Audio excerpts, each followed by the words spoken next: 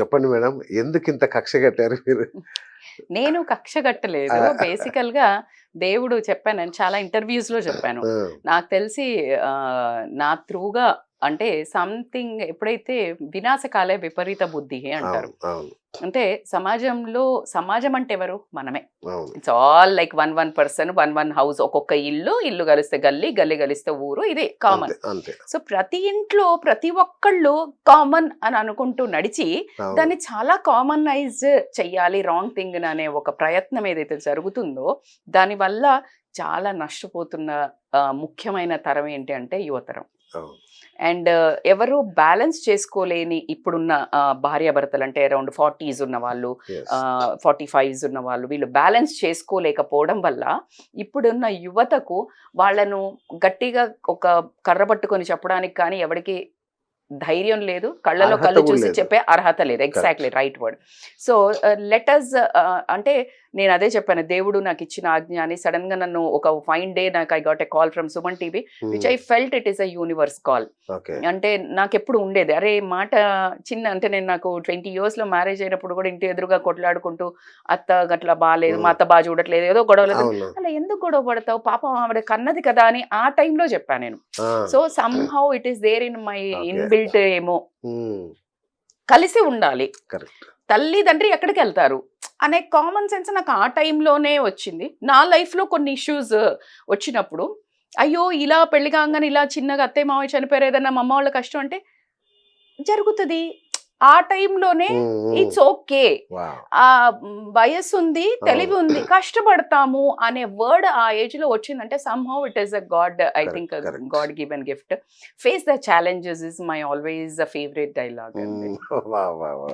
Super అండి. అంటే నిజంగా మీరు చేస్తున్న దానికి మళ్ళీ మళ్ళీ హ్యాట్స్ ఆఫ్ మీకు. Thank you. అండ్ నన్ను తీసుకొచ్చి చూపించే media has playing a lot of role కదండి. ఖచ్చితంగా అంటే మీడియా ఓకే, బట్ మీలో అది లేదనుకోండి, మేము ఎంత ట్రై చేసినా ఏమి ఉండదు అక్కడ.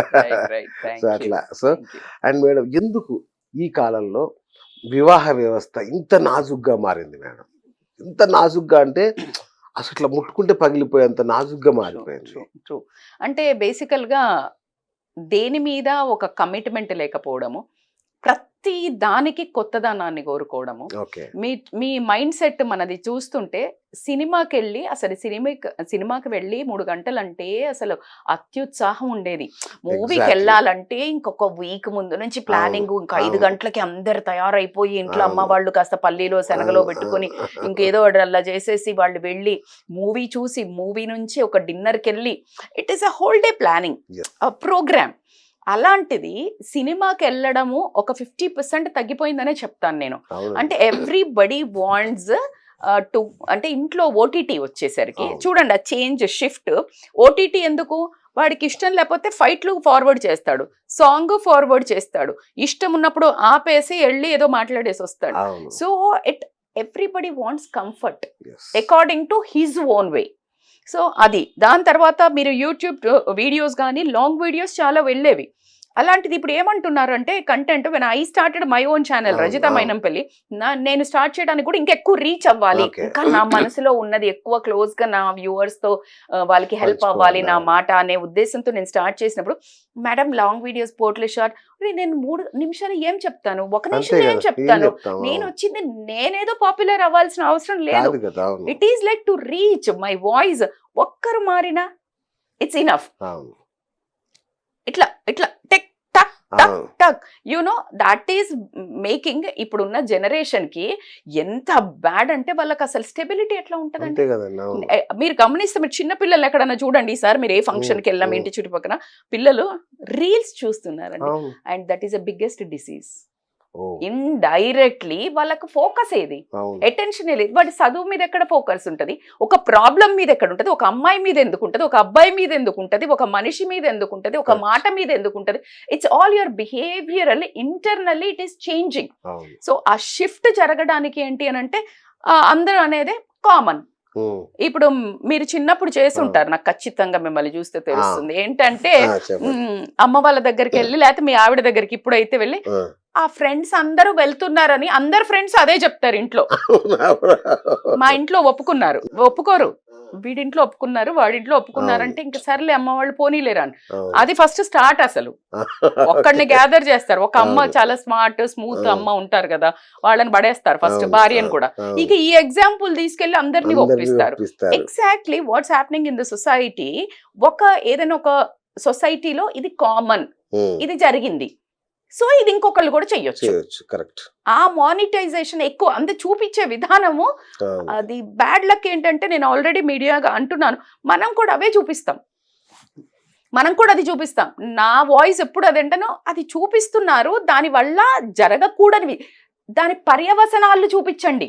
ఎగ్జాక్ట్లీ. ఇప్పుడు ఒక రేప్ జరిగిందని మాట్లాడతాం మనం చాలా మంది, నేను చాలా వీడియోస్ లో చెప్పాను. రేప్ జరిగింది, జరగకుండా ఉండడానికి అమ్మాయిలు ఎలా ఉండాలి, తల్లులు ఎలా పెంచాలి, ఇలా కొన్ని మనం మాట్లాడతాము. సరే, జరిగేవి దరిద్రాలు జరుగుతూనే ఉంటాయి. కానీ జరిగిన తర్వాత వాడికి శిక్ష పడ్డదా, వాడికి ఏమైంది, వాడు బతుకు, అది చూపించండి. అది చూపిస్తే కదా భయం పుట్టాలి. ఎగ్జాక్ట్లీ. ఆ తల్లిదండ్రి ఫేస్ చేసే నరకము చూపించాలి. అమ్మాయి దానికంటే అబ్బాయి వాళ్ళు ఎంత అవమానాలు పడుతున్నారు, వాళ్ళు ఎంత ఏడుస్తున్నారు, ఇవి చూపించడం వల్ల ఏమైతుందంటే ఎక్కడో ఒక చిన్న కనికరం స్టార్ట్ అవుద్దేమో, ఒక భయం స్టార్ట్ అవుద్దేమో, హోల్డ్ ఉంటదండి. ఇప్పుడు వాడికి ఒకసారి తక్కువ మార్కులు వచ్చా కొట్టావు లేదా పక్క అన్నన కొట్టావు, తమ్ముడు గజ్జమని వాడు సెట్ చేసుకుంటాడా లేదా? That's how you need to show the out product కూడా. నాట్ ఓన్లీ మెయిన్ ఒక కంటెంట్ చూపించడం వల్ల ఏమవుతుందంటే, మేము ఫేమస్ అయిపోతాం కూడా అని చేసే విధవాళ్ళు ఉన్నారు. ఇప్పుడు కొన్ని ఇన్సిడెంట్స్ జరిగాయి, ఎవరో ఇలా వైఫైర్ తోటి పెద్ద ఒక ఏజ్ గ్రూప్ లో తర్వాత కూడా పెట్టుకొని వాళ్ళది అది ఒక స్టైల్ అయిపోయింది ఇప్పుడు. అంతే మీడియా అంతా వెళ్ళి వీళ్ళు ఇలా వేరే భార్యను వదిలి భర్తను వదిలేసి వాళ్ళు కలిసి ఉంటున్నారు. So we are highlighting, they are enjoying that limelight. It is not to be admired and it is not to be, I don't like. మీరు చెప్పేది నేను ఎవరికి అని చెప్పడం లేదు, మీరు అర్థం అకల్ మందుకో ఇషారా కాఫీ. అంటే నేనైతే చెప్పొచ్చు, మీరు చెప్పకపోయినా. అంటే మాధురి శ్రీనివాస్ కేసు లాగా. అందుకే అంటున్నాను, I don't have any right to talk on anyone అండి. కానీ మన right as a public figure, your right and my right, consequences. పిల్లలు ఏం అండర్గో అవుతున్నారు. No now she saying like నా పిల్లలు చాలా బాగా చూసుకుంటున్నారు, నాకు తెలియదా, తల్లిని కదా. కాదు, ఆ పిల్లల మనస్సులో ఏం చేంజెస్ అవుతున్నాయి, ఎంత అలర్జీ అవుతుంది, అది ఓన్లీ ఆ పిల్లలు మాత్రమే చేయగలుగుతారు. And the outcome of their behaviour నీకు ఇప్పుడు కాదు, 5 ఏళ్ల తర్వాత ఒక మామిడికాయ తోట పెడితే 5 ఏళ్ల తర్వాత పండ్లెట్లు వస్తాయో, నువ్వు ఇప్పుడు చేసిన ఈ రచ్చకి వాళ్ళ జీవితంలో వాళ్ళు ఎటో వెళ్తారు అనేది. And I wish, I pray they will become strong, they should become strong, they lead a superb life. ఇందులో నుంచి వాళ్ళు వేరేలాగా థింక్ చేయాలా. ఒక తాగుబోతు తండ్రి ఉంటే తాగుబోతుగా మారేవాడు వెధవ, తాగుబోతు తండ్రి ఉంటే మా తల్లి ఎంత ప్రాబ్లం ఫేస్ చేసింది, మేమెంత ప్రాబ్లం చేశాను, సొసైటీలో మాకు ఎంత బ్యాడ్ నేమ్ ఉండింది అని మంచిగా మాడేవాడు వాడు wise person. So you are searching a excuse, I am saying search a reason to become a better person. Right.